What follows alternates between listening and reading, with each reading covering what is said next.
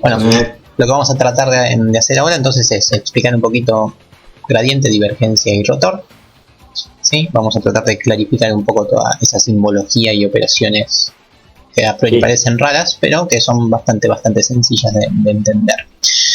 Vamos, como siempre me gusta hacer a mí, primero recordemos un instante, ¿no? Por ejemplo, en matemática 1 teníamos cosas así, ¿no?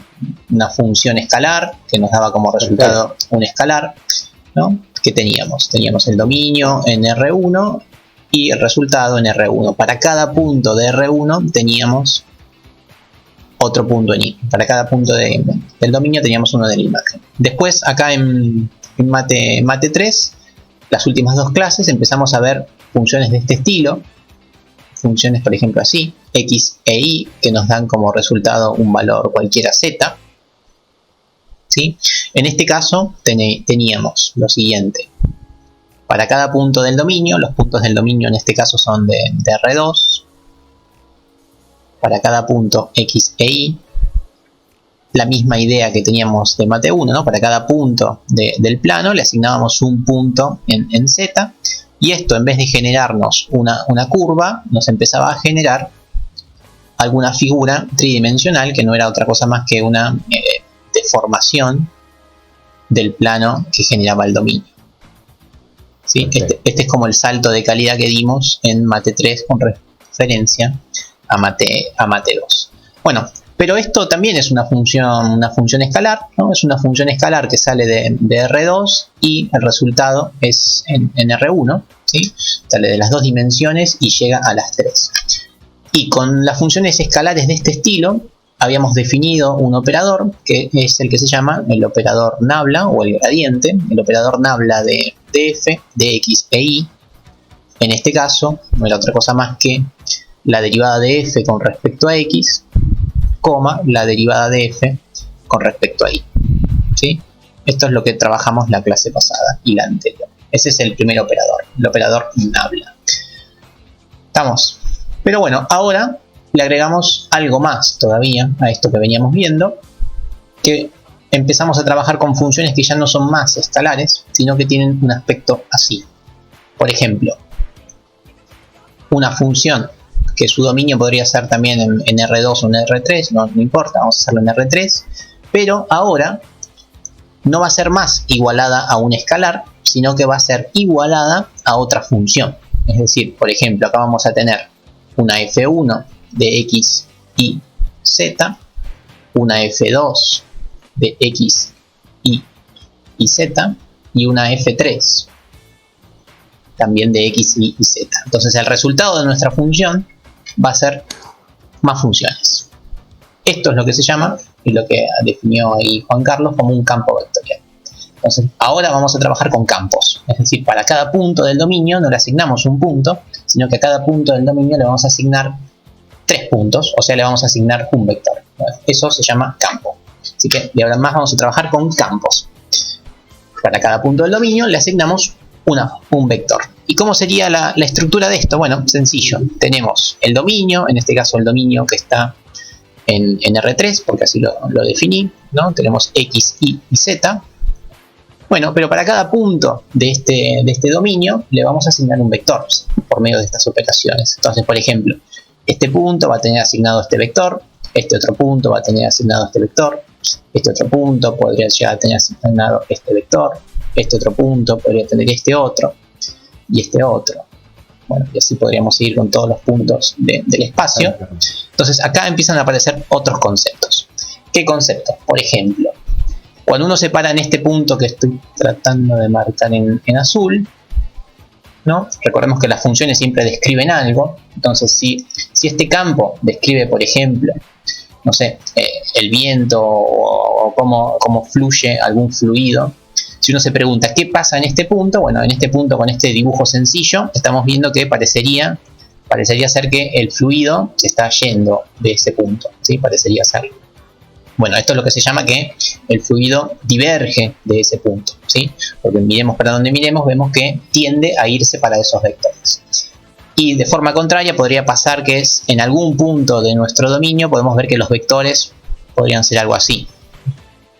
¿sí? Como que tienden a apuntar a dicho punto. Si bien en algún momento, en alguna dirección, podría ser que el vector apunta hacia afuera, en general la resultante de dichos vectores es como que apuntarían hacia adentro de este punto. Bueno, esto es lo que se llama convergencia. Es como que el fluido tiende a llegar a ese punto. Bueno, esto se llama divergencia. Como bueno, ya lo adelanté un poco con mis palabras. Esto se llama divergencia de F. ¿Sí? Esto es lo primero que vieron con Juan Carlos. Y la divergencia de F también está ligada a nabla, es decir, al gradiente, pero no es otra cosa más que el gradiente producto escalar con la función. La función, les recuerdo que la función es esto que está acá, o sea, es el conjunto de todas las funciones que tenemos. Entonces, si uno hace gradiente producto escalar f, consigue la divergencia. Vamos a ver un ejemplo de eso, cómo sería. Vamos a hacer una función sencillita, por ejemplo esta. Vamos con f de x y z. Sí, decime. Sí, ponele, ¿cómo se llama? Gradiente. La fórmula de gradiente. Dale. Arriba de divergencia, para que así van a tener los tres. Perdón, dale. No, por favor. Vamos a... Bueno, el gradiente dijimos que eran las derivadas direccionales.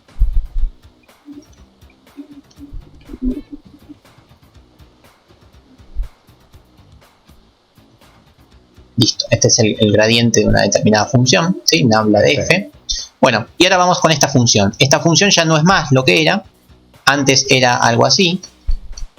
¿Sí? Antes podía ser, por ejemplo, 3x menos y. Eso era hasta la clase pasada. Pero ahora vamos a agregarle algo más. Esperen que voy a sacar un poco ese fondo que me molesta. Ahí estamos. A ver, hasta la clase pasada podía ser algo así. 4x menos y. Esto es una función escalar, pero no. Ahora queremos un campo vectorial. Así que vamos a tener una segunda componente que podría ser x más z. Y otra tercer componente que podría ser y menos x. ¿Se nota la diferencia entre las funciones anteriores y las de ahora?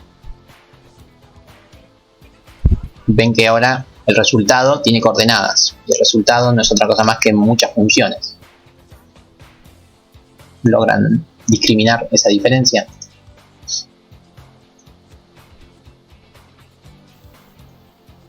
Yo calculo que sí, pero... Comenten, por favor, pregunten. La verdad me perdí justo. La función ya no... que ahora una función son tres funciones de eso. Es tal cual. Una función son dos o tres funciones. O sea, una función se puede desglosar en muchas funciones. Eso es un campo vectorial. O sea, el resultado es vectorial. Es el campo vectorial. Exacto. Y después, bueno, no me quiero meter, pero porque por ahí lo decís, pero que el gradiente lo sacamos a partir de esto. Exactamente. Vamos a hacerlo. Entonces, lo que tenemos que hacer es lo siguiente. Tenemos que hacer nabla, producto escalar, con la función. Y la función es todo esto. Entonces, la divergencia de f es nabla, que nabla dijimos que es la derivada con respecto a x, coma, la derivada con respecto a y, derivada con respecto a y, la primera es una x, ahora lo arreglo, con respecto a x, y derivada con respecto a z. Esto sería nabla, que es el operador nabla, pero hay que hacerlo producto escalar con nuestra función, pero nuestra función es una colección de funciones, es decir, tenemos que hacer producto escalar con el 4x menos y, coma, x más z, coma, y menos x. ¿Estamos? Entonces hay que hacer esa operación para calcular la divergencia. Nabla, producto escalar, con nuestra función, componente a componente. Este de acá es una z. Bueno, ¿y cómo es la operación? Sencilla. Hablando en criollo es así. La primera función derivada con respecto a x. ¿Sí? Porque estamos haciendo escalar, es coordenada a coordenada. Así que nos va a quedar la derivada de la primera función con respecto a x. ¿Eso cómo sería? Bueno, bastante sencillo. Con respecto a x, la y muere. Nos queda solamente un 4. Listo, ahí tenemos. Primera operación. Segunda operación, la derivada con respecto a y de nuestra segunda componente. Tenemos derivada con respecto a y, pero de la segunda componente. En este caso, ¿cuánto va a dar? Bueno, nada depende de y, así que me va a quedar un hermoso 0. Y por último, derivada con respecto a z de mi última función. ¿Sí? Mi última función es y menos x, ahí tampoco nada depende de z, así que me va a quedar 0 también. Obviamente les podría llegar a quedar una función, no siempre les va a quedar un número. En este caso, como era tan sencillito, me quedó de esta forma. 4, 0, 0. Pero es un producto escalar. Si es un producto escalar, quiere decir que cada uno de estos términos van sumados. ¿Estamos? Entonces, en este caso, la divergencia me da 4.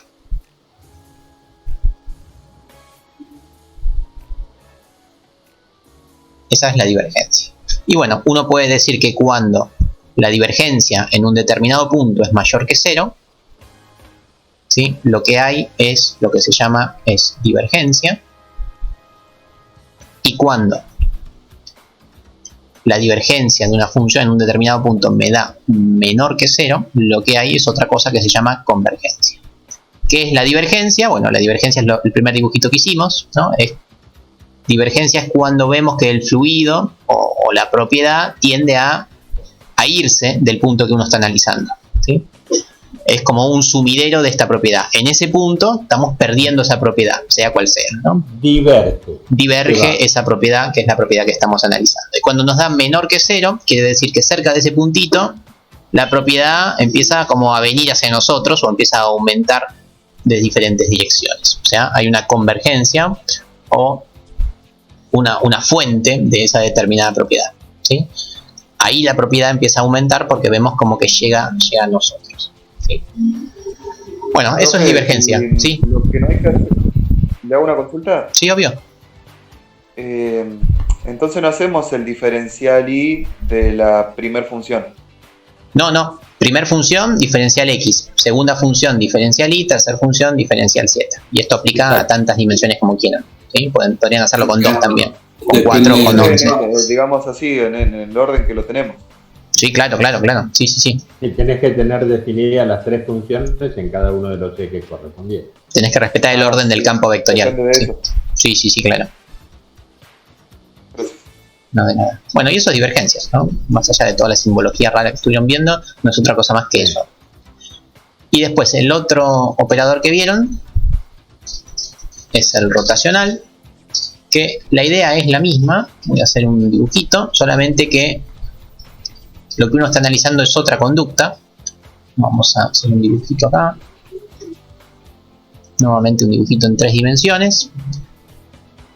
A cada punto le corresponde un vector, por ende, cerca de este punto podríamos tener un vector que es así, otro vector que es así, otro vector que es así, por acá uno que es así, otro que es así, otro que es así. Bueno, es como que todos los vectores están empujando este punto hacia un determinado lugar, ¿no? Esto es tridimensional, ¿no? Entonces acá uno lo que empieza a analizar es qué le pasaría a ese punto por la incidencia de todos estos vectores.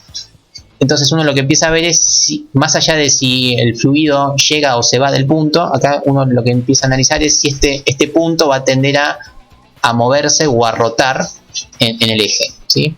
Es como una equivalencia, podría ser al torque en el punto o algo así. O sea, vamos a ver si este sólido va a rotar en base a los vectores que se aplican a cada uno de los puntos, ¿sí? Es lógico pensar que si tenemos algo así, a este punto por lo menos se va a mover hacia la derecha y hacia arriba, parecería, ¿sí? Otra vez tridimensional. Bueno, ¿y cómo se calcula eso? Eso también se calcula en base a Nabla, pero en este caso, bueno, en este caso se llama rotor de nuestra función. Nuestra función también es un campo vectorial, así que tiene varias funciones por dentro. El rotor de esta función no es otra cosa más que Nabla, pero en vez de producto escalar, producto vectorial con nuestra función. ¿Sí? Nuestra función otra vez está partida en una función 1, una función 2 y una función 3. O sea, hay tres funciones que definen a nuestra función f y hay que hacerla producto vectorial con el operador Nabla. Cuando uno hace eso planteando determinantes o simplemente calculando el producto vectorial, como lo hicimos hace un tiempito, uno obtiene esta fórmula, que es la que le mostró ahí Juan Carlos. Exacto.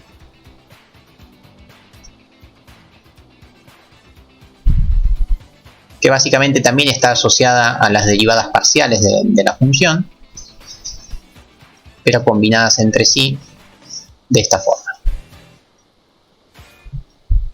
El rotor, como es un producto vectorial, obviamente su resultado va a ser vectorial. Tiene sentido que sea vectorial, ¿por qué? Porque nos va a decir hacia dónde va a rotar lo que estamos analizando. Entonces, si va a rotar en alguna dirección, esa dirección va a ser justamente un vector, ¿sí? El vector va a ser la normal al plano en el cual va a rotar ese punto, ¿sí? Bueno, y esta sería la expresión, es la derivada de la tercera función con respecto a y menos la derivada de la segunda función con respecto a z, coma, derivada de la primera función con respecto a z, menos la derivada de la tercera función con respecto a x, y por última componente, derivada de la segunda función con respecto a x menos la derivada de la primera función con respecto a y. Parece mucho, pero miremos en un ejemplo que no lo es muy sencillo. Vamos a definir una función cualquiera de x y z, ¿sí? Donde esta función va a ser justamente un campo vectorial, por ende podría tener esta estructura: 3xy menos 2y menos z, x menos z. Esta podría ser nuestra función que define el campo vectorial. Cada una de las componentes es una función.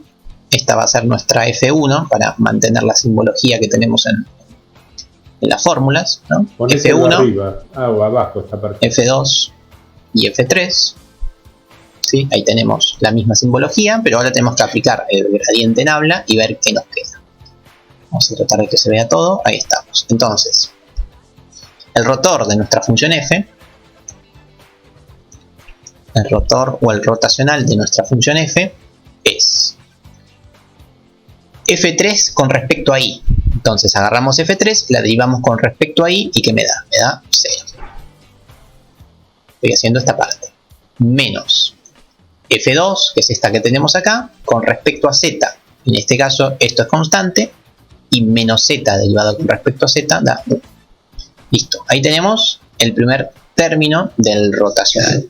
0 menos 1. Sería menos por menos más, si no. Si es menos 1. Es la derivada de la segunda función con respecto a z. Tenemos sí, z, exacto, menos z, queda menos 1, efectivamente. Menos 1 por menos. Sí, acá va un más. Sí. Ahí ponemos un más. Es menos esa derivada, efectivamente. Ahí está. No, disculpa, Nicolás, ¿Sí? me re perdí. No te seguí en esta última parte. Dale, ahí lo vemos. Mira, es primero. O sea, veo que pusiste la función, Sí. las tres funciones, y Sí. ahora ya no estás haciendo la derivación con respecto a cada uno. ¿Cómo estás No, haciendo? las estoy haciendo siguiendo este orden. Mira, lo primero que hice es la derivada de f3. Arriba. F3 con respecto a y. F3 con respecto a y. Acá no hay ninguna y, así que me da 0. F2 con respecto a z es menos 1. ¿Sí? Así que ahí va un menos 1. Pero como va negativa, positivo. ¿Sí? Sí, se entiende, sí. Acá sí, genial, buenísimo. Bueno, seguimos. Ahí va coma. Acá va una coma, efectivamente, y ahora, después de la coma, ¿qué tenemos que hacer? Seguimos viendo, a ver, F1 con respecto a z. Así que agarramos F1 con respecto a z, me da 0. Ahí está. Menos F3 con respecto a x. ¿Sí? F3 con respecto a x da 1. ¿Sí? La z es una constante, x me da 1. 1. Ahí tenemos la segunda componente. Y ahora pasamos a la última componente. Vamos a cambiar el color otra vez.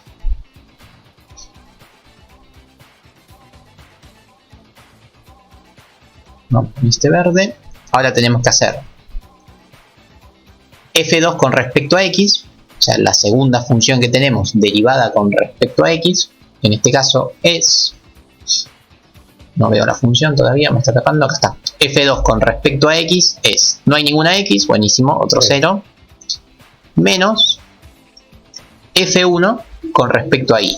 f1 con respecto a y, en este caso, sí tenemos una y, así que hay que derivarlo, constante 3x. Ahí está. Bueno, y ese es el rotor. No, hay que hacer la cuenta, obviamente. Hay que escribirlo un poquito mejor, pero este es el vector rotacional.